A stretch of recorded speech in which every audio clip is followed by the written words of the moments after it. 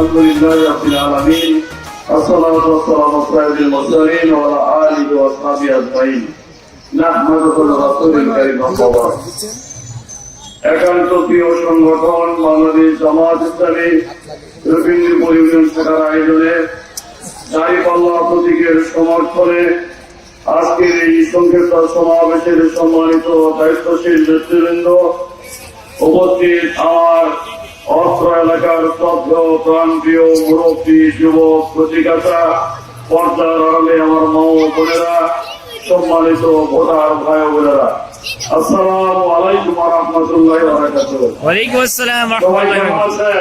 আলহামদুলিল্লাহ আলহামদুলিল্লাহ আমরা ভালো আছি, আল্লাহ ভালো রেখেছেন আলহামদুলিল্লাহ। হিন্দু ভাই সহ অন্য ধর্মাবলম্বীদের জন্য আমি শুভেচ্ছা জানিয়ে মাগরিবের নামাজ আসন্ন, এর মধ্যেই মৌলিক একটি কথা বলার চেষ্টা করবো ইনশাআল্লাহ। সম্মানিত উপস্থিতি, আগামী 12ই ফেব্রুয়ারি বৃহস্পতিবার সকাল 7:30 থেকে বিকেল 4:30 পর্যন্ত একটানা ভোট গ্রহণ চলবে। দুই ধরনের ভোট, একটা গণভোট। আমরা বিগত 24 সালের ফাঁসিবাদ বিরোধী যে আন্দোলন করেছি, সেই ফাঁসিবাদ মুক্ত বাংলাদেশ গড়বার জন্য জুলাই সনদ তৈরি হয়েছে। সেই জুলাই সনদের পক্ষে ভোট দিবেন ইনশাআল্লাহ ইনশাআল্লাহ। 2 নম্বর, আমরা আগামীর বাংলাদেশ কেমন ভাবে চলবে, কারা সরকার গঠন করবে, সেজন্য একটি নতুন বাংলাদেশ নির্মাণের জন্য দুর্নীতি মুক্ত জনবান্ধব প্রশাসন, মানব মুক্ত সমাজ, ঘুষ মুক্ত মানবিক সেবা, আমাদের সন্তানদের শিক্ষা এবং কর্মের নিশ্চয়তা, নারীদের অধিকার আদায়, সকল ধর্মের মানুষের একটি ধর্মীয় স্বাধীনতা ও নিরাপদ বাংলাদেশ বিনির্মাণের জন্য আমার প্রতি দাঁড়িপাল্লায় ভোট দিবেন ইনশাআল্লাহ। সম্মানিত উপস্থিতি, আমি একটা হাদিস আপনাদেরকে শোনাতে চাই। রাসূল সাল্লাল্লাহু আলাইহি ওয়াসাল্লাম যখন মেরাজে গেলেন, ওনাকে যখন জান্নাত জাহান্নামের সব দৃশ্যগুলো দেখানো হচ্ছিল, তখন জাহান্নামের একটি অংশে গিয়ে আমরা রাসূল দেখলেন যে এক শ্রেণীর মানুষের জিহ্বা আগুনের কাঠি দিয়ে কেটে দেওয়া হচ্ছে। রাসূল তখন জিবরাইলকে জিজ্ঞাসা করলেন, জিবরাইল, এটা অপরাধ কি, এরা কারা? জিবরাইল বললেন, আল্লাহ রাসূল, এরা আপনার উম্মতের শেষ জামানার নেতা, এরা কথা এবং কাজের মিল রাখবে না। বলেন নাউযুবিল্লাহ। আজকের সমাজে এই ধরনের নেতা আছে না নাই? আমরা বড়ই দুর্ভাগা যে জাহান্নামের ওই জায়গার দৃশ্য যেন বাংলাদেশে দেখতে পেয়েছি। আল্লাহ রাব্বুল আলামিন কোরআনে কারিমে বলছেন, ইয়া আইয়ুহাল্লাযীনা আমানু লিমা তাকুলুনা মা লা তাফআলুন। বলছেন, হে আমার প্রতি বিশ্বাসীরা, তোমরা আমাকে যারা বিশ্বাস করো তারা এমন বক্তব্য দিবে না যেটা তোমরা কাজে পরিণত করতে পারবে না। আজকে যে বক্তব্য দেওয়া হবে আপনারা হয়তো ভুলে যাবেন, এই ভিডিও ডিলিট হয়ে যেতে পারে, আমিও ভুলে যেতে পারি, কিন্তু আমার রব একটা রেকর্ড করছেন কি করছেন না? এই রেকর্ড অনুযায়ী আমার বিচার কাউকে আমাদের মুসিবতের সময় হবে কি হবে না? এই হাদিস, এই আয়াতের আলোকে জামাত ইসলামী আমাদেরকে তৈরি করার চেষ্টা করেছে। আমরা আমাদের দাওয়াত হচ্ছে, আসুন আমরা কথা কাজের কর্মের পরিহার করে খাঁটি মুসলিম হব ইনশাআল্লাহ। সেই দৃষ্টিভঙ্গিকে সামনে রেখে জামাত রাষ্ট্র পরিচালনা করার জন্য আগামী 12ই ফেব্রুয়ারি নির্বাচন, ত্রয়োদশ জাতীয় সংসদ নির্বাচনে অংশগ্রহণ করেছেন। এই নির্বাচনে আমরা আল্লামা মামুনুল হকের মতো প্রখ্যাত আলিমের দিন, এরপরে শাইখুল হাদিস, খেলাফত মজলিস, বাংলাদেশ খেলাফত মজলিস, খেলাফত আন্দোলন সহ আমরা অসংখ্য পীর মাশায়েখ আউলিয়াদের নিয়ে একটি ফাঁসিবাদ বিরোধী ইসলামী সমমনা 10টি দলকে সাথে জামাত ইসলামী সহ 11 দলীয় জোট করেছি। সেই জোটের সমর্থনে আজকে আমি আপনাদের সন্তান অসেদুল আলম জয়পুরহাট 2 আসনের দাঁড়িপাল্লা প্রতীকের সংসদ সদস্য প্রার্থী। আমার প্রতীকে ভোট দিয়ে আমাকে আপনারা নির্বাচিত করলে আপনারা কি পাবেন সে বক্তব্য আমি দিতে চাই। আপনারা মনে রাখবেন, আমি নির্বাচিত হলে এটা আমার কাছ থেকে কড়াই ঘন্টা বুঝে দেবেন ইনশাআল্লাহ। সম্মানিত উপস্থিতি, আমরা সর্বপ্রথম যে কাজটি করব, 1 নম্বর, বাংলাদেশকে জনবন্ধন দুর্নীতি মুক্ত একটি প্রশাসনিক ব্যবস্থার বাংলাদেশ তৈরি করবো ইনশাআল্লাহ। বাংলাদেশে এমন কোন দপ্তর থাকবে না যে দেশে আপনি সেবা নিতে গেলেই আপনাকে কোন ঘোর দুর্নীতি দিতে হবে। সম্মানিত উপস্থিতি, আমি আপনাদেরকে উদাহরণ দিই। আপনাদের পাশে ভূমি অফিস আছে, আক্কেলপুরে সিলেন্ড অফিস আছে। নিজের বাধ্যতার জন্য কাগজ নিবার গেলে অবৈধ টাকা দেওয়া লাগে কি লাগে না? আমার ওয়ার্ডের একজন মেম্বার থাকে, তিনি আমাদের পঙ্গু ভাতার কাজ করে দেয়। সেই পঙ্গু ব্যক্তিটাকেও কাজ করার সময় কিছু দেওয়া লাগে কি লাগে না? তাহলে ভাই হাত তুলে দেন 5,000। আমি অবাক হই, যে একটা লোক হাত পেতে রাস্তার মোড়ে 2 টাকা 1 টাকা করে তার পেটের খাবারের জন্য ভিক্ষা করে, সেই লোকটার কাছে তুমি 5,000 টাকা ঘুষ নাও। তোমার নেতা হওয়ার দরকার কি ভাই? ওর পাশে দাঁড়াও, আমরা তোমার 5 টাকা করে দিব, তাই নয় কি? এই জন্য আগামী দিনে বাংলাদেশ করতে হবে দুর্নীতি মুক্ত জনবান্ধব প্রশাসন ইনশাআল্লাহ। আমাদের সন্তানদেরকে আমরা পড়াশোনা করাই, মাথার ঘাম পায়ে ফেলে রক্ত পানি করে আমাদের সন্তানরা রাত থেকে পড়াশোনা করে চাকরিতে ইন্টারভিউ টিকার পরে ভাই বাপ বসে তাই কত পারবেন তুমি কও, ঠিক না বেশি? আমরা এই ঘুষের টাকা জোগাড় দিতে পারি না জন্য আমার সন্তান বাসায় এসে হতাশাগ্রস্ত হয়ে বন্ধুদের বাংলায় করে মাদকাসক্ত হয়ে যে বয়সে আমার সংসারের হাল ধরবার কথা সে বয়সে যেন আমারই কাছে বোঝা হয়ে পরিণত হয়েছে, বলে ঠিক কিনা? আজকে এই সমাজকে এই ঘুরে ধরার হাত থেকে রক্ষা করতে আমাদের সন্তানেরা বিনা ঘুষে মেধার ভিত্তিতে চাকরি পাবে, এর কোন বাধ্যই হতে সমাজ ইসলামী দিবে না ইনশাআল্লাহ। আমরা মাদক মুক্ত বাংলাদেশ করব। আপনাদের মনে হতে পারে সবুজ, এটা খুবই কঠিন নয়। জামাত ইসলামী প্রায় 4.5 কোটি মানুষ জামাতকে সমর্থন করে। একজন জামাতের কর্মী রকমরা একটা বিড়ি পর্যন্ত খায় না, বলেন ঠিক কিনা? আমরা আমাদের দলকে মাদক মুক্ত করতে পেরেছি।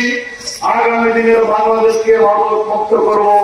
আমাদের সন্তানরা পাবে না, তাহলে খাবে থেকে। আমরা দুর্নীতি মুক্ত বাংলাদেশ করতে পারবো, তার গ্যারান্টি মাওলানা মতিউর রহমান নিজামী জীবন দিয়ে গেছেন।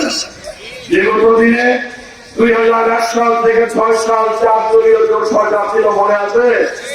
সেই সরকার টানা 4 বার বিশ্বব্যাপী দুর্নীতিতে চ্যাম্পিয়ন ছিল, মনে আছে? সেই দুর্নীতির সাগরে মাওলানা মতিউর রহমান নিজামী, আলী আহসান মোহাম্মদ মুজাহিদ 3টি মন্ত্রণালয়ের দায়িত্ব পালন করেছেন। 3 জনে মিলে 2 জন মিলে 3 মন্ত্রণালয়ে 1 পয়সা দুর্নীতি করে, বন্ধুরা। সম্মানিত উপস্থিতি, আমরা এই বাংলাদেশ বিনির্মাণের জন্য যে কাজ করব, আগামী দিনে আমাদের সন্তানেরা পড়াশোনা করবে, বিনা সুদে ঋণ পাবে। কৃষকরা কৃষি ফসল উৎপাদনের জন্য ঋণ নিবে, সেটা বিনা সুদে হবে। ইসলামী অর্থনীতির ভাষায় হচ্ছে করবে হাসানা, ধার দেওয়া হবে। ধার দেওয়া টাকার কোন সুদ নেওয়া বা মুনাফা নেওয়া হবে না ইনশাআল্লাহ। আমরা স্বাস্থ্যটাকে উন্নয়ন করব। প্রত্যেক ওয়ার্ডে একটি কমিটি ক্লিনিক রয়েছে। উপজেলা শহরে যে সেবা পাওয়া যায়, কমিটি ক্লিনিকেও সেই সেবা পাওয়া যাবে। ডিস্ট্রিক্ট শহরে যে সেবা পাওয়া যায়, উপজেলা স্বাস্থ্য কমপ্লেক্সে সেই সেবা পাওয়া যাবে। ঢাকা রাজধানী শহরে যে সেবা পাওয়া যায়, ডিস্ট্রিক্ট শহরের আধুনিক হাসপাতালে সেই সেবাই পাওয়া যাবে। কোন ডাক্তার কোন রোগী রেফার করতে পারবে না টাকার জন্য। এই এলাকার মানুষ এই এলাকাতে তার আধুনিক চিকিৎসা সেবা পাবে ইনশাআল্লাহ। 5 বছরের কম বয়সের সকল শিশু ফ্রিতে চিকিৎসা পাবে, কোনো পয়সা লাগবে না। 60 বছরের ঊর্ধ্বের সকল বয়স্ক নারী এবং পুরুষ ফ্রিতে চিকিৎসা পাবে, কোনো পয়সা লাগবে না। আপনাদের মনে হবে সবুজ, এত কিছুই ফ্রি হবে, টাকা কোথায়? টাকা আছে বাংলাদেশে। বাংলাদেশের যে সম্পদ রয়েছে, আমাদের নেতারা যদি চোর না হতো তাহলে আমাদের কোনো অভাব থাকতো না। জামাতকে 8টি বারের জন্য পরীক্ষা বলো, ক্ষমতায় দিন, চারিপাল্লায় ভোট দিন। আমরা আগামী 3 বছরের মধ্যে এই বাংলাদেশকে এমন সমৃদ্ধিশালী করে দেখাবো যে এই বাংলাদেশের টাকাদের অর্থ চরিত্র বিদেশে আমাদেরকে পাঠাতে হবে ইনশাআল্লাহ। অমর রাদিয়াল্লাহু তাআলা যেমন ক্ষমতায় থাকতে ওই দুজন ব্যক্তিকে টাকা কে নিবে তা নেওয়ার লোক ছিল না। খুঁজতে খুঁজতে মুখোমুখি হয়ে মনে হচ্ছিল এইবারে না মক্কেল পাইছি, খুলে দেখে দুজনায় টাকা নেই, ঘুরছে। কে বলেন? সেই বাংলাদেশ বিনির্মাণের জন্য জামাত ইসলামীকে সমর্থন দিন। আমরা সুদমুক্ত বাংলার অর্থনীতি, ইসলামী অর্থনীতি, মাদকমুক্ত সমাজ, সন্তানদের লেখাপড়ার জন্য নিশ্চিত সহযোগিতা, চাকরির জন্য সহযোগিতা, দুর্নীতিমুক্ত সকল অফিসে আপনারা সেবা পাবেন ঘুষ এবং অনিয়ম মুক্ত হবে ইনশাআল্লাহ। আমাদের সন্তানদের আমরা এমন ভাবে গড়ে তুলব যারা আগামী দিনে এই বাংলাদেশের কর্ণধার হবে। আমি স্থানীয় ভাবে শিল্প কারখানা গড়ে তোলার চেষ্টা করবো ইনশাআল্লাহ। আপনারা জানেন আমাদের এই অঞ্চলটা পুরাটাই আলু আবাদের জন্য খুবই ফলপ্রসূ একটা এলাকা। কি বলেন? আপনাদের আমাদের পিরোজপুরে আলুর একটি বড় স্টোর এবং একটি আলু থেকে পাউডার বানানোর মিল তৈরি হওয়ার সবকিছু ঠিক হয়ে বন্ধ হয়ে আছে। আপনারা কেউ জানেন কিনা? এইটা কেন বন্ধ হয়েছে সেটা জানেন? আমাদের সাবেক খতিব আর বর্তমান জাতীয় ইমাম, এই খাদেম আর ইমাম মিলে ওইটা ভাগ চাইছে, তাই ওই মালিক আর করেনি। আগামী দিনে আপনারা আমাকে এমপি বানালে রাষ্ট্রীয় সহযোগিতায় ওই মিল চালু করব। আজকের পর কালা এবং ফেটবারের শুরু নয়, অস্ত্র অঞ্চলের সকল আলু দিয়ে ওটা কুলাবে না। আলু আমদানি করতে হবে, আমাদের সন্তানদের কর্ম হবে, আমাদের কৃষকরা ন্যায্য বলে আলু বিক্রি করবে, সেই পরিবেশ চালু করে দেবো ইনশাআল্লাহ। সম্মানিত উপস্থিতি, আমাদের এই তুলসীগঙ্গার বিলের ঘাট, আসরাঙ্গার দিঘি, ইন্দ্রাকর মসজিদ, রামায়ের নান্দাল দিঘি পর্যটনের জন্য সম্ভাবনাময় এরিয়া, এগুলিতে পর্যটন কেন্দ্র গড়ে চললে আমাদের সন্তানদের কর্মের ব্যবস্থা হবে এবং বৈদেশিক মুদ্রা অর্জন হয়ে এই এলাকার আত্মসমাজের উন্নয়ন হবে। সেখানে আমি ভূমিকা রাখবো ইনশাআল্লাহ। আমাদের কৃষি নির্ভর শিল্প কারখানা গড়ে তোলবার জন্য স্থানীয় উদ্যোক্তা এবং সরকারি সহযোগিতায় আমি সবুজ আপনাদের পাশে থাকবো ইনশাআল্লাহ। এই এলাকার আত্মসামাজিক উন্নয়ন, রাস্তাঘাট, শিক্ষা প্রতিষ্ঠান, ধর্মীয় প্রতিষ্ঠান, মসজিদ, মন্দির, মাদ্রাসা, গির্জা, পাগোড়া সকল যারা উন্নয়ন করার জন্য আমি যে বরাদ্দ পাবো, বাংলাদেশ জামাত ইসলামীর শিখিয়ে গেছেন। মন্ত্রী থেকে এমপি থেকে রাষ্ট্রের কিভাবে উন্নয়ন করতে হয়, সরকারি যে বরাদ্দ আছে তার 90 ভাগ চুরি করে নেতারা খেয়ে 10 ভাগ দিয়ে কাজের উদ্বোধন করে ছবি তুলে শুধু টাকা পাচার করে বিদেশে দিয়ে চলে যায়। আমরা ক্ষমতায় গেলে 100 ভাগ কাজ হবে, যা বরাদ্দ আসবে কাজ শুরুর আগে আপনারা বিবরণ জানবেন, কাজ শেষে আপনারা ভাবনা দেখবেন। 1 পয়সা বেঁচে গেলে আমি আপনাদের সন্তান হিসাবে ওই রাজস্ব খাতে আমার টাকা জমা দেব। ওই টাকা দিয়ে আমার পেট অথবা পকেট ভরাবো না, আমার সন্তান অথবা বৃদ্ধ বিকারে বাজার করে খাওয়াবার এই প্রতিশ্রুতি দিয়ে গেলাম ইনশাআল্লাহ। আল্লাহু আকবার, আল্লাহু আকবার।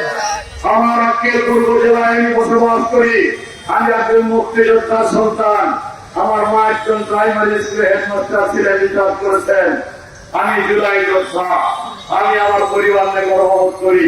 আমার পিতা মুক্তিযোদ্ধা, আমি জোড়াই যোদ্ধা, আমার মা একজন শিক্ষিকা, আমাদের সচ্ছল পরিবার। আমরা যে ভোটে দাঁড়ানোর আগে 300 টাকা আনতে সরকারের কাছে একটা হলফনামা দিয়েছি আমার সম্পদের বিবরণী। এর চেয়ে কঠিন করে আমি ডাক্তার শফিকুর রহমান আমার সম্পদের বিবরণী দিয়েছেন এবং বলেছেন তুমি এমপি হলে সরকারি বাড়ি নিতে পারবে না, গাড়ি নিতে পারবে না, ঘর কিনতে পারবে না, ঘর কিনতে পারবে না, কোন অনৈতিক সুযোগ সুবিধা দিতে পারবে না। এখন যেভাবে সংসার চলে সেভাবে চালাতে হবে। অস্বাভাবিক কোন উন্নয়ন দেখলে তোমাকে সরকার ধরার আগে আমরা তোমার টুটি চিপে ধরবো। সেই সংগঠনের কর্মী আমি। আমার নিয়ে আপনাদের টেনশন করা লাগবে না। সম্মানিত উপস্থিতি, এই এলাকার উন্নয়নের জন্য আমি গর্ববোধ করি। আমার আজকের দিরাল উপজেলা, যে উপজেলায় 4টি রেল স্টেশন আছে, আমার তিলকপুর, জবলপুর, আক্কেলপুর এবং জওয়াবগঞ্জ 3টি রেল স্টেশন আগে স্বাধীনতা কিছু করে যেতে পারেনি। মানুষ সেখানে ট্রেন দাঁড়ায় না। 2 নম্বরে একটু দাঁড়ালে মানুষ উঠতে নামতে কষ্ট হয় কি হয় না ভাই? আমি এমপি নির্বাচিত হলে প্রথম অধিবেশনে রেল মন্ত্রণালয়ে যোগাযোগ করে এই 3টি বাকি দালালগঞ্জ, জাফরপুর এবং তিলেকপুরে আন্তর্জাতিক ট্রেনের প্রবেশ সহ জনগণের জন্য সেবার মাধ্যমে উপযুক্ত আধুনিক রেল স্টেশনে পরিণত করবার জন্য আমি ভূমিকা রাখবো ইনশাআল্লাহ। এবং আরো অনেক স্বপ্ন রয়েছে। আপনাদের এই জামালগঞ্জকে এত সুন্দর অর্থনৈতিক একটা জোন এরিয়া, এটা পৌরসভা করা সম্ভব। আল্লাহ যদি আমাকে আপনাদের ভোটে নির্বাচিত করে, আমি কথা দিলাম এই জামালগঞ্জ এরিয়াকে পৌর শহরে উন্নীত করার জন্য ভূমিকা রাখবো ইনশাআল্লাহ। সম্মানিত ভাই বোনেরা, আপনারা জানেন আমি আজকের উপজেলা পরিষদের ভাইস চেয়ারম্যান ছিলাম। 2014 সালের 15 মার্চ আমাকে ভোট দিয়ে আপনারা নির্বাচিত করেছিলেন। আমি কথা দিয়েছিলাম আমি আপনাদের পাশে থাকবো, থাকতে পারিনি। এই জন্য আজকের এই সমাবেশে দুহাত তুলে আপনাদের কাছে ক্ষমা চাই। আপনারা আমাকে ক্ষমা করে দিবেন। কেন থাকতে পারিনি তার কি নমুনা আপনাদের জানার কথা। আমার পাস করেছি 2014 সালের 15 মার্চ, বছর না ঘুরতে 15 সালের 9 মার্চ, যখন বছর ঘুরতে 1 সপ্তাহ বাকি ছিল, তখন অনেকেই আমার মৃত্যুর সংবাদ আপনারা পেয়েছিলেন। জয়পুরের নতুন হাটে আমাকে নির্মম ভাবে আহত করে আমার মোটরসাইকেল, মোবাইল, টাকা পয়সা কেড়ে নিয়ে লাশটা ওখানে ফেলে রেখে চলে গিয়েছিল।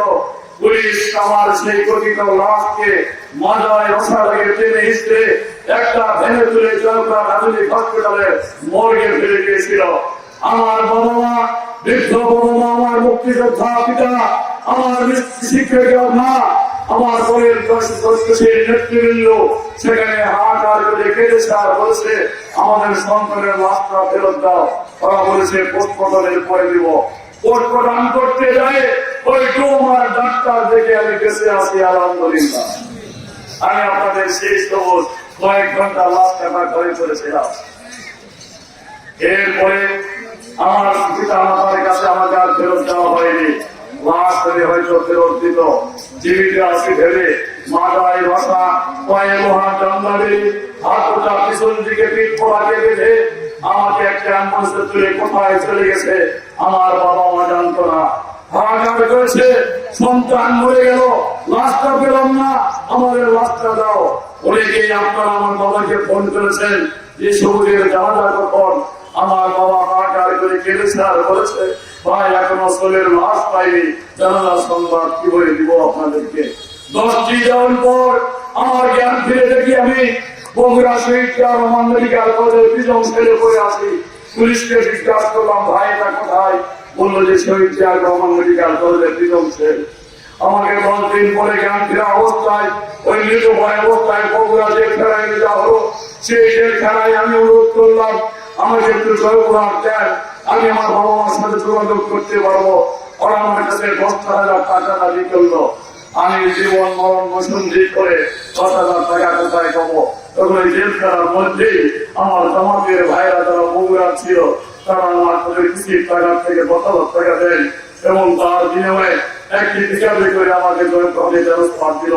আমি আস্তে আস্তে একটা পুলিশকে বললাম, ভাই আমার পরিচয় এই, আমার অবস্থা এই, আমার এই ঘটনার জন্য আমার পরিবারের কেউ জানে না, আমার মায়ের একটা নাম্বার আমার মুখস্থ আছে, যদি আমার মাকে একটা ফোন দিতেন। তখন এই নাম্বারটা নিয়ে বললেন যে এখন নয়, সময় মতো দিব। 14 দিনের দিন আমি যখন জেলখানায় আসলাম, 16 দিনের দিন আমার মা 2 দিন এসপি ডিসি আর ঘুরতে ঘুরতে 16 দিনের দিন 2জন পুলিশ জেল পুলিশ আমাকে পালা করে ঘাট করে গিয়েছে। ওই জেলের খাতার গেটের সামনে দাঁড় করালো। আমি দেখতে পেলাম সামনে আমার মা ঢুকতে ঢুকতে কাঁদছে। অনেকক্ষণ পর মা নিঃশ্বাস ছেড়ে আলহামদুলিল্লাহ করে বললে, ও আপনারা তাও কাছে দুটাই জীব হয়নি। আমার ছেলে হেঁটে দিয়ে চলে গেল ছেলের মধ্যে 160টা দিন একটা ছেলের মধ্যে দেখেছি। ওর মধ্যে রোজা করেছি, 30 রমজান চলে গেল। সুন্দর শুভেচ্ছা আদর দিয়ে আমি বিকেলে খবর পেলাম আমার জামিন হয়েছে। জেল গেটে আমাকে নিয়ে আসা হলো। আমি এরকম দূর থেকে রোডের মাঠে দেখছি আমার 2 সন্তান নিয়ে আমার পিতার এবং স্ত্রী দাঁড়িয়ে রয়েছে। আমার মাকে মুক্ত নিয়ে তো উঠা করছে, আমার বন্ধুরা ভাই কান্নাকাটি করছে। হঠাৎ করে একটি ফোন আসলো, আমাকে আমার কথা দড়িটাকে টেনে নিয়ে ছেলের মধ্যে ফেলে দিল। আমার সন্তান দুটিকে আমি ছুঁয়ে দেখতে পারিনি। ঈদের 2 দিন পর আমাকে আমার মা সন্তান সহ দেখতে গেল। আমি আমার সন্তানগুলো কাদার মধ্যে তাদের চিকন চিকন আঙ্গুলগুলো ঢুকে দেওয়ার চেষ্টা করছিল। বাবাকে একটু ছুঁয়ে দেখতে আমার সন্তানরা ছুঁয়ে দেখতে পারেনি। 5 মাস পরে আমার জামিন হয়েছে। আমি বাড়িতে থাকতে পারিনি। একদিন একজনের বাড়িতে থাকতাম। এরপরে একদিন রাতের বেলা 2টার দিকে বাড়ি আমার বললো যে ভাই আপনার জন্য আমি রিপোর্ট দিতে পারবো না, দেরি হয়ে যান। আমি বের হয়ে হাঁটতে হাঁটতে নিরাপদ মনে করে একটি গোরস্থানের মধ্যে সেই একটি পুরাতন কবরে কাপড় ফেলে শুয়ে পড়ে আল্লাহকে বললাম, ও মৃত্যু দাও না থেকে মুক্তি দাও। সম্মানিত ভাইরা, এইভাবে জীবন যাপন করেও আমি আজকের পূর্ব জেলা পরিষদের যতটুকু কাজ করেছি, 1 পয়সা দুর্নীতি করিনি।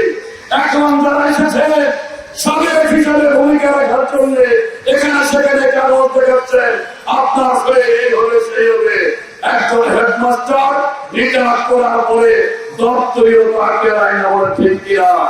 সাবেক নয়, কর্মরত থাকতে কি করেছেন? নিজের এলাকার দিকে একটু তাকিয়ে দেখেন। নিজের বাড়ির যাওয়ার রাস্তাটাও এমন দুরবস্থা, প্রেগনেন্সি মহিলা ভ্যানে ঢুকলে ভ্যানিটি বিপদ হয়ে যেতে পারে। এই জন্য এখন এই শেষ বয়সে হুমকি ধুমকি দেখাবেন না। জামাত ইসলামী 17 বছর আওয়ামী লীগের দুঃশাসন দেখেছে, কিন্তু মাথা নত করেনি। এই অনেকে আমাকে যে বলেছে আপনি আপোষ করেন, স্বাধীনের দায়িত্বে আপনার দিয়ে যাবো, আমি আপোষ করিনি। বরঞ্চ বলেছি আমার বাবা শান্তি নিয়ে আসবে, আমার বিপদ হলে হবে, কিন্তু ইমানের ক্ষেত্রে আপোষ হবে না। আপনাদের সমাজকে আগামী দিনেও মৃত্যুর মুখোমুখি দাঁড়িয়েও সততার সাথে পড়ে এই আহ্বান দাঁড়িয়ে আমার প্রতি গাড়ি পাল্লায় হচ্ছে। আমি আমার কথা শেষ করলাম। আল্লাহ হাফেজ। বাংলাদেশ জিন্দাবাদ, বাংলাদেশ জামাত ইসলামী জিন্দাবাদ, তারিক বাবা জিন্দাবাদ। আসসালামু আলাইকুম ওয়া রাহমাতুল্লাহ।